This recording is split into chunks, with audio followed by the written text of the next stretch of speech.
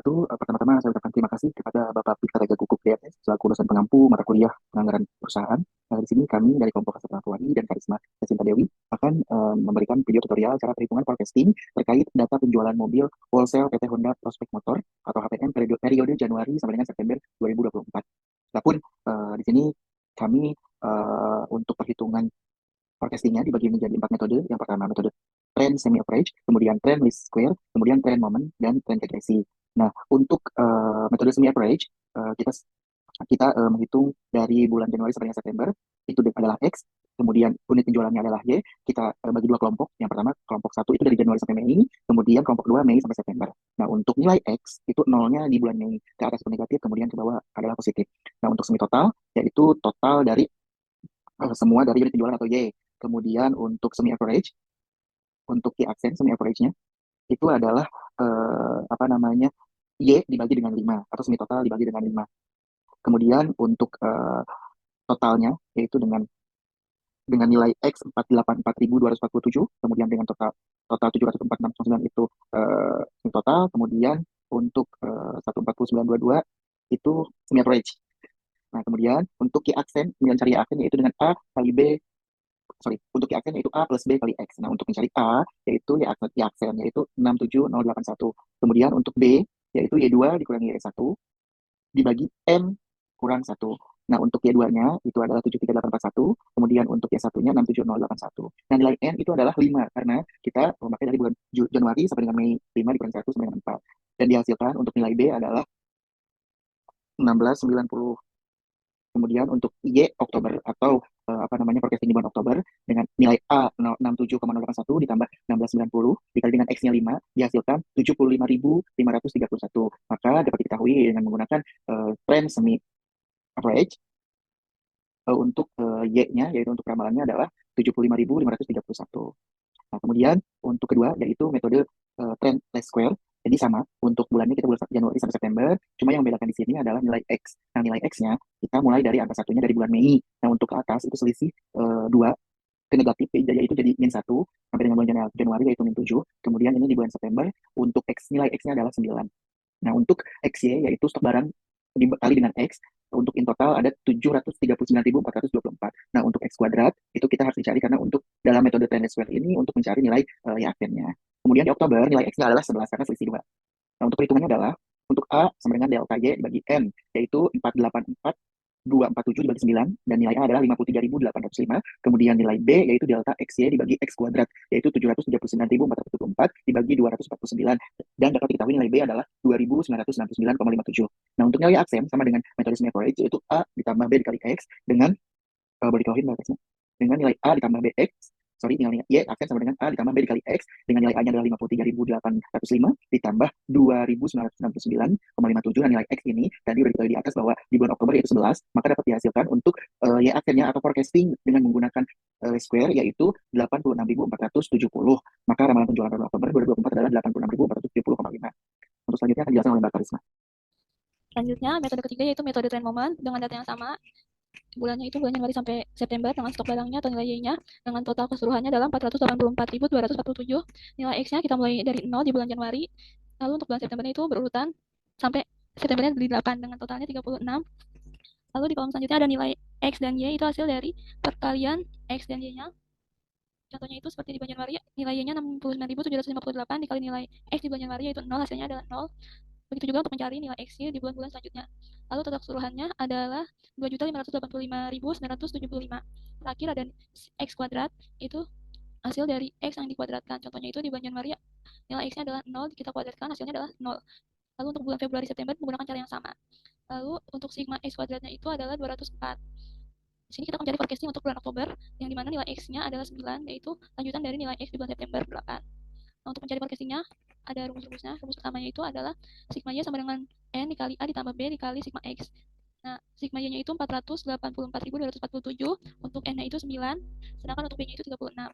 Rumus kedua itu ada sigma XY sama dengan A dikali sigma X ditambah B dikali sigma X kuadrat. Kita masukin angka-angkanya, sigma XY-nya itu 2.585.975, nilai sigma X-nya itu 36, sedangkan sigma X kuadratnya itu adalah 204. Nah, lalu kita buat persamaannya ini, kita kalikan dengan rumus pertama itu dengan perkalian 4, sedangkan rumus keduanya itu perkalian 1. menggunakan perkalian 4 dan 1 karena kita harus buat nilai A-nya ini jadi angka 0. Nah, untuk itu rumus pertama dikali 4 itu ada 484.247 dikali 4 itu 1.936.988. Sedangkan untuk 9-nya dikali 4 itu ada 36, lalu 36 dikali 4 itu 144. Terus untuk rumus keduanya kita kalikan 1 yaitu 2.585.975, lalu ada 36 dan 204. Ini kita kurangi berarti 1.936.988 dikurang dengan 2.585.975. Hasilnya yaitu negatif 68.872. Di sini nilai A-nya 36 dikurang dengan 36 hasilnya 0. Lalu ada pengurangan dari 144 dikurang 204 hasilnya yaitu negatif 60. Nah, lalu untuk nilai B-nya ini hasil yang tadi dibagi yaitu negatif 68.872 dibagi negatif 60 hasilnya adalah 1.148. Itu untuk hasil untuk nilai B-nya. Selanjutnya untuk mencari nilai A itu dengan dimasukin angkanya yaitu ada 484.247 sama dengan 9A ditambah 36B. Ini nilai ini menggunakan rumus yang pertama yang ini. Di sini kita masukin aja tinggal dimasukin nilai B-nya yang udah ketemu yaitu 1148. Jadi 484.247 sama dengan 9A ditambah 36 dikali 1148. Yaitu kita cari perkaliannya dulu, 36 dikali 1148 hasilnya 41.328. Lalu ini kita kurangi 484.247 dikurang 41.328 hasilnya adalah 442.919 sama dengan 9A.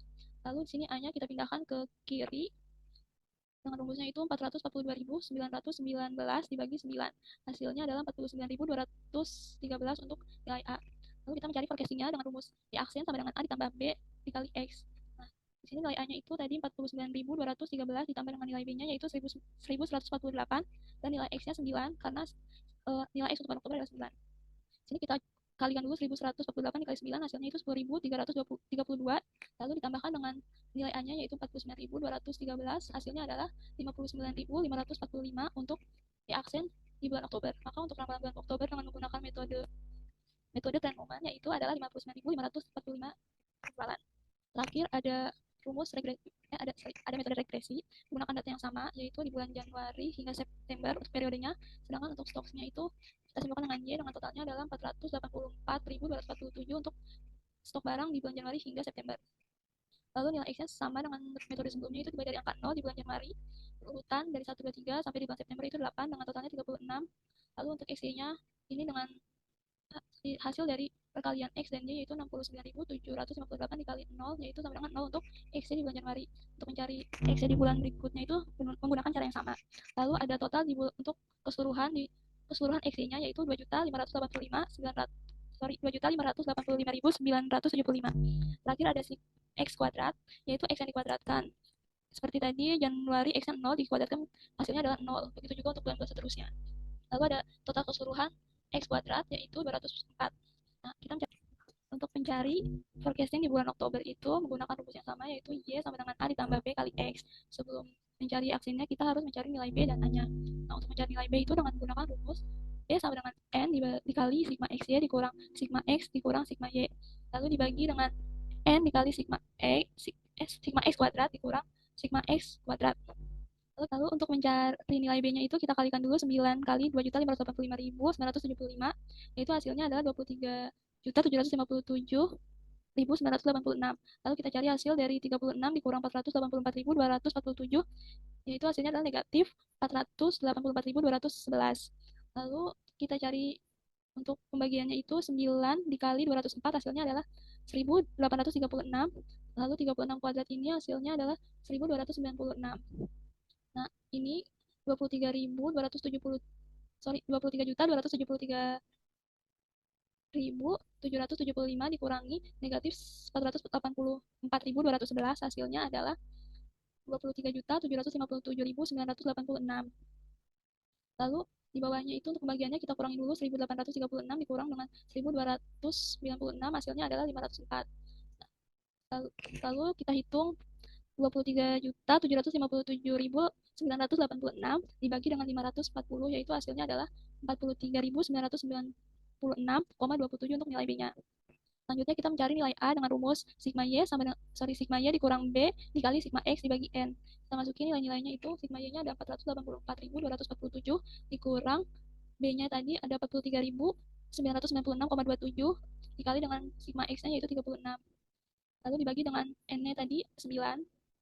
Nah, di sini kita cari perkalian dari 43.996.000,25 dikali dengan 36, hasilnya adalah 1.583.865,75.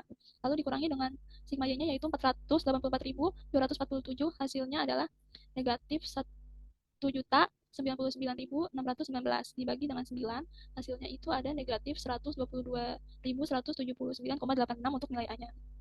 Lalu kita masuk ke ramalan untuk Oktobernya itu dengan rumus Y sama dengan A ditambah B kali X. Nilai A-nya tadi adalah negatif 122.170, nilai A-nya itu negatif 122.179,86 ditambah dengan nilai B-nya yaitu 43.996,27 dikali nilai X-nya itu 9.